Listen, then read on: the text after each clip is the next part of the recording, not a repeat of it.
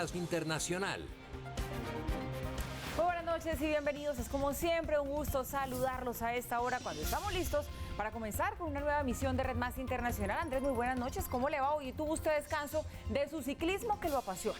Bueno, saludo especial para todos. Así es, creo que descansé más yo que los corredores porque hoy estaban pensando en otra cosa, salen a rodar, a estirar las piernas, pero sobre todo para planear la segunda parte de la carrera.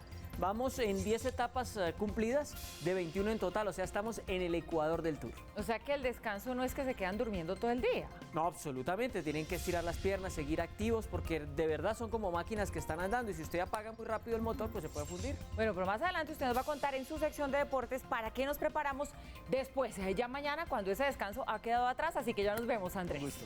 Nosotros por lo pronto entramos en materia y empezamos hablando de política. El expresidente de Perú, Alejandro Toledo, fue detenido hoy en los Estados Unidos. Las autoridades peruanas lo piden en extradición para que responda por las acusaciones en su contra por corrupción. La detención del Cholo Toledo fue confirmada por las autoridades peruanas. El Ministerio Público, a través de la Unidad de Cooperación Judicial Internacional, informa que el expresidente Alejandro Toledo Manrique fue arrestado esta mañana por mandato de extradición en Estados Unidos. Más adelante, la Cancillería informó que la captura se produjo a las 8:30 de la mañana en California. También anunció que el viernes 19 de julio será la primera audiencia para definir si el ex jefe de Estado afronta el proceso de extradición en libertad o continúa detenido. Toledo fue involucrado en el escándalo de la constructora brasileña Odebrecht, luego de que testigos de esa compañía confesaron haberle pagado entre 2006 y 2010 la suma de $20 millones para obtener licitaciones en obras públicas. Por estos hechos, el 9 de febrero de 2017, el juez Richard Concepción ordenó 18 meses de prisión preventiva contra Toledo, pero el hombre que gobernó a Perú entre 2001 y 2006 huyó un mes antes a Panamá y después fue a parar a Estados Unidos, en donde permaneció prófugo hasta hoy. A esto se suma que en febrero de este año el empresario peruano-israelí Joseph Maiman firmó un acuerdo de colaboración eficaz con la Fiscalía peruana y confirmó que Odebrecht depositó en realidad $35 millones en sus cuentas como sobornos para el expresidente. Alejandro Toledo no es el único político peruano salpicado con el escándalo de la constructora brasileña. La justicia de ese país también investiga por este caso a la excandidata Keiko Fujimori y los expresidentes Pedro Pablo Kuczynski, Ollanta Humala y Alan García. Este último se pegó un tiro en la cabeza y se suicidó en su casa el 17 de abril de este año, antes de que lo capturaran de manera preventiva. Noticias hoy también el secretario de Estado de los Estados Unidos, Mike Pompeo, quien anunció gira por América Latina, visitará México, Ecuador, El Salvador y también Argentina. Según informó el Departamento de Estado, el objetivo del viaje del secretario Mike Pompeo por América Latina es fortalecer las alianzas con el hemisferio occidental sobre desafíos regionales y globales, además de reforzar el apoyo al pueblo de Cuba, Nicaragua y Venezuela en su lucha por la democracia y la libertad. El secretario de Estado llegará este viernes a Buenos Aires, donde se reunirá con el presidente Mauricio Macri. En Ecuador se reunirá con el presidente Lenín Moreno. En México el domingo 21 de julio con el canciller Marcelo Ebrard y en El Salvador con el presidente Nayib Bukele. La gira del jefe de la diplomacia estadounidense se da en medio de una gran tensión por el flujo de migrantes que llegan a Estados Unidos por la frontera sur y se conoce un día después de que el presidente Trump anunciara que impedirá el asilo a los migrantes que no soliciten previamente el asilo en un tercer país visitado antes de llegar a Estados Unidos. Previamente, la legislación permitía a los solicitantes de asilo pedirlo al llegar a la frontera sur sin haber revisado su ruta. El régimen de Nicolás Maduro lanzó fuertes críticas a la gira que adelanta el canciller de Colombia, Carlos Holmes Trujillo, en los Estados Unidos. A través de su cuenta en Twitter, el ministro de Relaciones Exteriores venezolano Jorge Arreaza aseguró que el propósito del canciller colombiano es de distraer a la opinión pública de problemas como las drogas y la violencia en Colombia. También expresó que el gobierno de Iván Duque pretende usar a Venezuela como un comodín y que el discurso de los funcionarios colombianos parece disco rayado. Crece el escándalo alrededor del magnate Jeffrey Epstein, acusado por tráfico sexual de menores. Ahora se conoce que ofreció $100 millones para salir de prisión. Una medida a la que se opone la Fiscalía se niega a que Jeffrey Epstein pueda contar con este beneficio, ya que podría escapar convirtiéndose en un peligro para la comunidad. Primero, hay una ley del Congreso que tiene la presunción de que alguien acusado de estos delitos no debe ser liberado. Segundo, el hecho de que nadie demuestre lo que ha hecho en los últimos 14 años no es prueba de que no haya estado involucrado en una conducta inapropiada. La Corte Federal de Nueva York ya escuchó el testimonio de las dos primeras personas que lo acusan y quienes se oponen a que le sea establecida una fianza, mientras su defensa insiste en que Epstein está dispuesto a pagar hasta $100 millones para salir de prisión. Pero ciertamente cualquier persona que tenga miles de fotos de niños desnudos y semidesnudos en su casa es alguien que creo podría representar un peligro para la comunidad. Después de su arresto, los investigadores encontraron en su caja fuerte diamantes, dinero en efectivo y un pasaporte extranjero vencido con su foto y bajo otro nombre. Había sido expedido en 1980 y figuraba Arabia Saudita como su lugar de residencia. Las niñas de solo 14 años, como acaban de escuchar, tenían mucho menos de la edad de consentimiento y las dejaron en manos de personas con las que Jeffrey Epstein quería tener relaciones a través de favores. Esto fue una operación de tráfico sexual tan comercial como se puede tener. Con 66 años, Jeffrey Epstein se declara inocente de los delitos de tráfico sexual de menores y conspiración para participar en este. La acusación dice que pagó a niñas de hasta 14 años para que tuvieran relaciones sexuales con él en su casa de Upper East Side y en su mansión de Palm Beach. Y hablamos ahora de otro escándalo. El gobernador de Puerto Rico, Ricardo Rosselló, aseguró que no va a renunciar a su cargo después del escándalo por la filtración de un chat en el que varios funcionarios, entre ellos el propio Rosselló, hacen comentarios ofensivos y homofóbicos. La filtración de un chat con mensajes soeces e insultos que el gobernador de Puerto Rico, Ricardo Rosselló, escribió y compartió con asesores y miembros de su gabinete generaron una crisis política y social en la isla. Cientos de personas en San Juan se han acercado hasta la sede gubernamental conocida como La Fortaleza y han realizado multitudinarias manifestaciones para exigir la renuncia del mandatario. Es devastador, además de la situación financiera fiscal de Puerto Rico, tener una situación tan antiética y con tantos problemas de corrupción es sinceramente sumamente preocupante y no era de esperarse lo contrario y es muy lamentable, muy lamentable. Ya era hora. Ya era hora de que Puerto Rico se despertara, ya era hora de que Puerto Rico se levantara en contra de sus opresores. Las protestas se han extendido hasta la noche con fuertes disturbios entre los ciudadanos y la policía. Incluso varios artistas puertorriqueños expresaron su indignación. Uno de ellos fue el cantante Ricky Martin, quien habría sido insultado en el chat. Este no es el gobierno que nos prometieron en la campaña política que llevó a Rosselló a la gobernación. No estar a la altura de nuestras expectativas, esa es la más grande decepción. Gobernador, sus insultos y sus burlas nos muestran quién es usted realmente. El intérprete de éxitos como La Mordidita y María le hizo una petición al gobernador de la isla. Haga un acto de verdadera generosidad, valía y amor por Puerto Rico y ceda su cargo a otra persona con la sabiduría y liderazgo de dirigir nuestro destino como pueblo. Pero a pesar de la indignación de muchas personas, Rosselló dijo que por ahora no se irá. Mi determinación ha sido continuar trabajando por Puerto Rico. Hay mucha tarea por hacer. Es una gran responsabilidad, Carlos, que el pueblo me ha delegado a mí. Siento esa responsabilidad y continuaré ejecutando sobre ella. Que tengo que hacer cambios, por supuesto que lo tengo que hacer. Para este miércoles 17 de julio hay más manifestaciones programadas en San Juan, lo que podría prolongar la crisis en Puerto Rico. Mañana miércoles, un juez de Nueva York va a sentenciar a cadena perpetua al narcotraficante mexicano Joaquín El Chapo Guzmán, ex jefe del cartel de Sinaloa, por varios delitos cometidos hace más de 2 décadas. Tras un juicio que duró 3 meses, un tribunal de ese país lo declaró culpable del tráfico de droga a los Estados Unidos, posesión ilegal de armas y también de lavado de dinero. La Fiscalía presentó igualmente pruebas que demostrarían que el mexicano habría sido el responsable de la muerte y tortura de 26 personas, entre ellas policías, narcos, rivales y familiares. Y volvemos a hablar de Venezuela porque la Unión Europea amenazó con nuevas sanciones al régimen de Nicolás Maduro si no hay resultados concretos en los diálogos en Barbados. Ultimátum de Federica Mogherini al régimen de Nicolás Maduro. En pleno ejercicio de su cargo.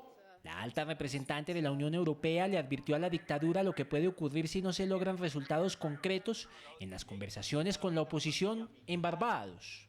En caso de que no se obtengan resultados concretos de las negociaciones en curso, la Unión Europea ampliará aún más sus medidas específicas. El bloque de países del viejo continente que en 2017 sancionó a 18 funcionarios venezolanos e impuso un embargo de armas al país suramericano, también expresó su respaldo al informe presentado por Michelle Bachelet sobre los graves abusos cometidos por las autoridades del régimen bolivariano. Y que tendrán que meter a preso al país completo. La Unión Europea está dispuesta a empezar a trabajar para aplicar medidas específicas a los miembros de las fuerzas de seguridad implicados en torturas y otras violaciones graves de los derechos humanos. Por su parte, el ministro de Asuntos Exteriores de Rusia, Sergei Lavrov, afirmó que su país respalda las negociaciones entre los representantes de Juan Guaidó y Nicolás Maduro y agregó que está interesado en que se alcance cuanto antes un acuerdo que permita superar la crisis en Venezuela. Hoy también declaraba, como lo vieron, el canciller de Rusia, además entendiendo implícita y explícitamente la crisis venezolana y la necesidad de una solución a la crisis. Entre tanto, el canciller del régimen, Jorge Arreaza, difundió este comunicado de prensa por medio del cual rechazó las declaraciones de Federica Mogherini y pidió a la Unión Europea no entorpecer las conversaciones en Barbados.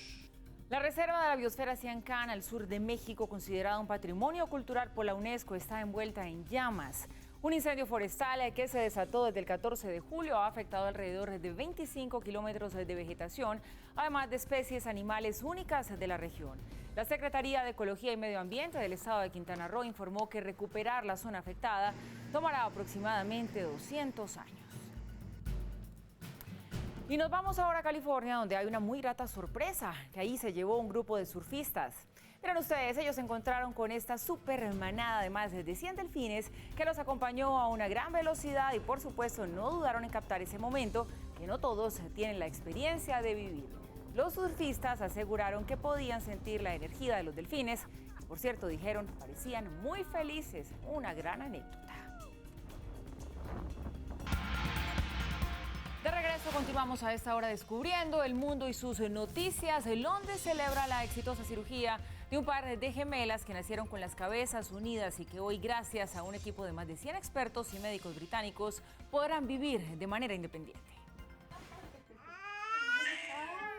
Safa y Warma Ullah son gemelas siamesas que nacieron en Pakistán en enero, unidas por su cabeza.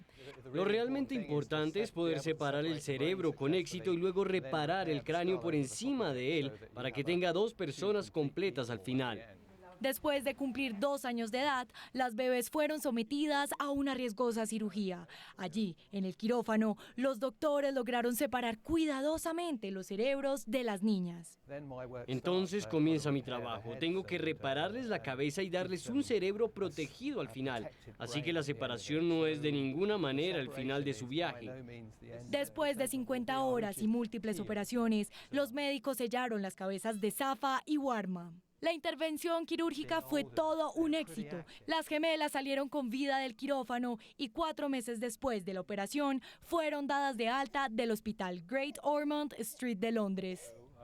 Se están recuperando bien en este momento, pero es demasiado pronto para poder comentar de manera definitiva sobre su futuro, por lo que somos optimistas que se recuperarán y esperamos poder demostrarlo en los próximos meses. Tener gemelos unidos por la cabeza, con cráneos fusionados y cuerpos separados, ocurre en menos de 1 en 1 millón de nacimientos. Alrededor de 50 gemelos con craneópagos nacen en todo el mundo cada año, de los cuales alrededor de solo 15 sobreviven más allá de los primeros 30 días de vida. 3 meses después del incendio de la Catedral de Notre Dame, la Asamblea Nacional de Francia aprobó el proyecto de ley sobre su restauración. Con 91 votos a favor, 8 en contra y 33 abstenciones, fue aprobado el proyecto que había sido presentado el pasado 24 de abril con el fin de restaurar esta emblemática catedral en 5 años y justo a tiempo para los Juegos Olímpicos de París 2024. Por el momento, las obras de la Catedral de Notre Dame están siendo limpiadas y preservadas para su conservación en el mejor estado posible. Y la que viene se podría decir que es la historia de una insólita forma de ocultar cocaína. El protagonista es este hombre de nacionalidad colombiana quien viajó desde Bogotá a Barcelona con el cargamento de cocaína escondido debajo de su peluquín. La extraña forma de su cabeza levantó sospechas entre los agentes de policía y cuando ya levantaron su peluca encontraron pegado a su cabeza medio kilo de cocaína. Al hombre de 65 años se le van a imputar delitos contra la salud pública que lo pondrán tras las rejas de una prisión catalana. Un día como hoy, hace 50 años, el Apolo 11 despegaba con destino a la Luna para que el hombre, por primera vez en la historia de la humanidad, pusiera un pie en nuestro satélite. En el cuarto de control de esa histórica misión estaba Joan Morgan, la primera mujer ingeniera aeroespacial de la NASA. 10, 9, 8, ignition sequence start, engines on, 5, 4, 3, 2, 1, all engines running, launch commit. We have liftoff. El 16 de julio de 1969, un nuevo capítulo en la historia de la humanidad se empezó a escribir. El mundo fue testigo en vivo y en directo del lanzamiento del Apolo 11, la misión que pondría al primer hombre en la Luna, nuestro único satélite. En 1962, el entonces presidente de Estados Unidos, John F. Kennedy, prometió a su nación que antes de terminada la década de los 60, llegarían a la Luna. Y aunque no pudo ser testigo de uno de los mayores logros de la humanidad, cumplió su promesa al pueblo estadounidense. Los nervios en la sala de control estaban a flor de piel. Los cientos de ingenieros aeroespaciales, con camisa corta y corbata, no parpadeaban. No había margen de error.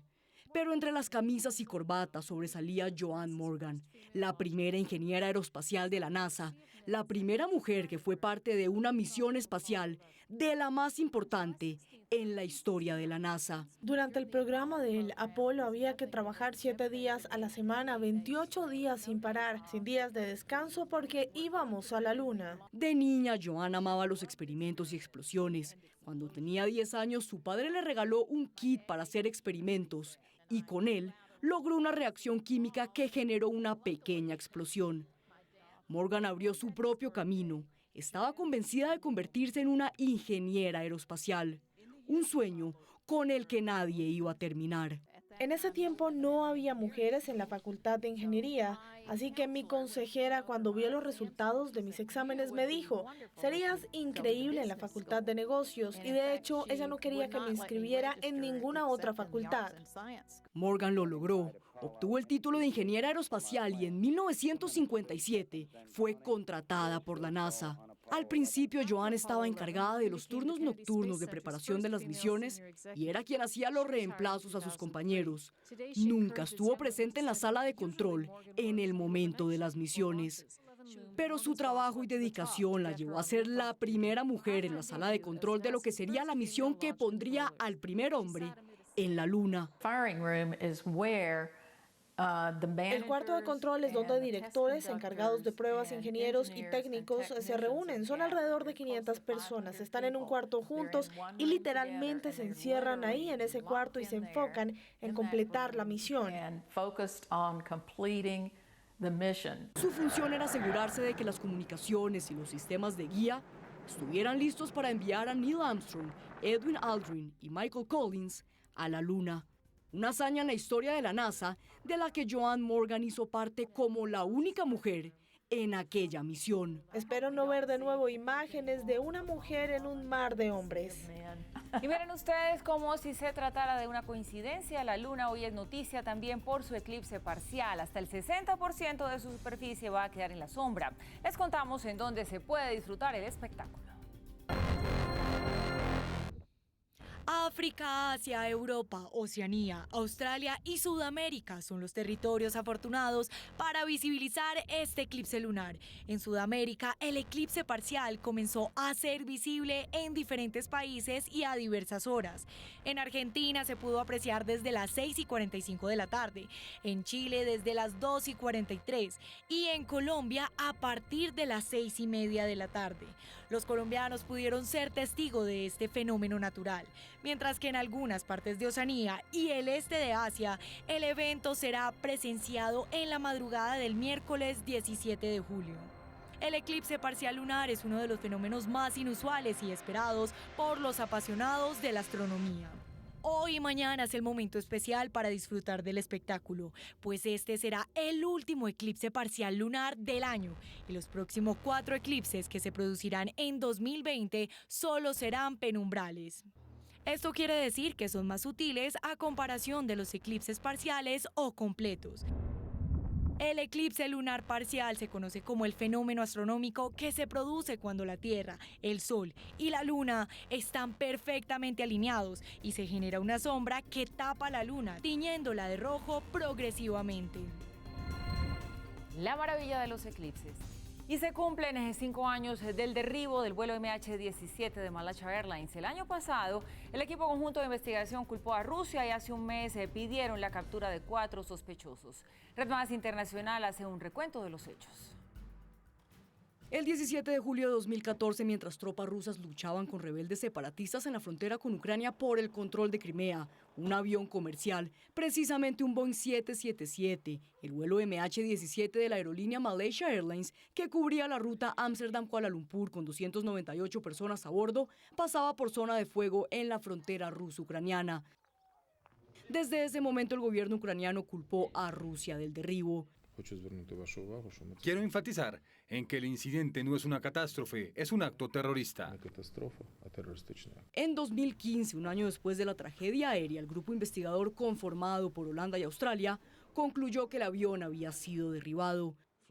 El vuelo MH17 se estrelló como resultado de la detonación de una ojiva fuera del avión sobre el lado izquierdo de la cabina. Los familiares de las víctimas pedían a gritos una respuesta, pero debieron esperar casi 4 años. El equipo investigador concluyó en 2018 que Rusia había derribado el avión. El equipo de investigación conjunta llegó a la conclusión de que el misil Buk-Telar que derribó el MH17 fue parte de la Brigada 53 antimisiles ubicada en Rusia. La Brigada 53 hace parte de las Fuerzas Armadas rusas. Rusia seguía sin aceptar la culpa. Lo que hemos visto como evidencia de la culpabilidad de Rusia no nos parece suficiente. Creemos que no tienen prueba alguna.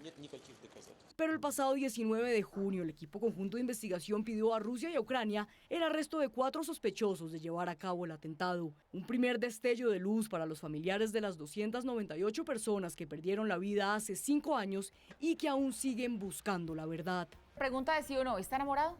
Sí. Bueno, es que le voy a hablar a usted, a los televidentes, del amor. ¿A quién no le gustan las propuestas de matrimonio? Pues Maluma le propuso matrimonio a Jennifer López, eso sí, solo en la ficción. Marry Me, así se llama la nueva película de Hollywood en la que el cantante colombiano va a debutar junto a J-Lo. En el film interpretará a un prometido infiel que engaña a su futura esposa con la asistente. J-Lo será una estrella del pop que se va a refugiar en un profesor de matemáticas luego de su ruptura amorosa. Esta comedia romántica, producida por Universal Pictures, tendrá a Kat Coiro como su director. Éxitos a Maluma en esta nueva etapa como actor al lado de una de las mujeres más deseadas del mundo. Está pisando fuerte.